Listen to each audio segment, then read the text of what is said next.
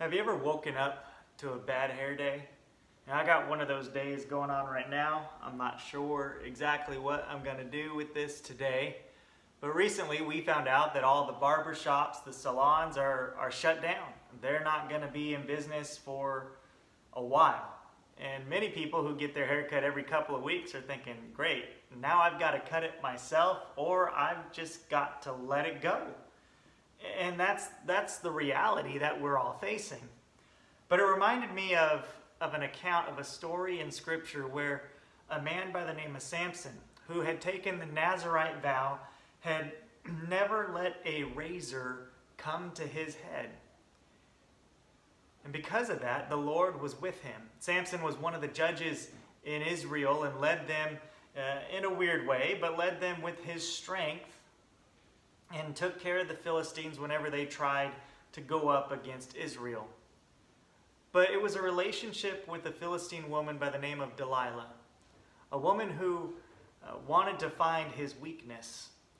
She eventually did. She annoyed him enough that he gave in and told her that his strength was in his hair and the fact that the razor had never come to his head.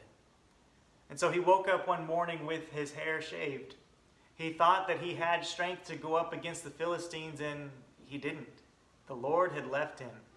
It was gone. And so they plucked out his eyes. And they took him and they mocked him and they made fun of him and they took him into this great big building where they could all laugh and do what they wanted to Samson. Now he asked a young boy to show him where the pillars were so he could put his hands on the pillars and rest upon them, and he put his right hand on one and his left hand on the other. And he prayed to God.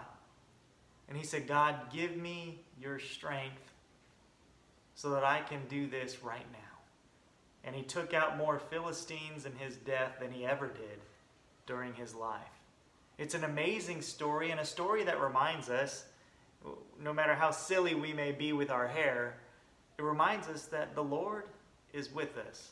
Even if we don't have our hair, even if things don't go the way that we expected them to go or the way that we would like them to go, if we will turn to Him, He will be with us and He will strengthen us. I hope this has brightened up your day and just given you a little bit of encouragement to make it through these next few weeks.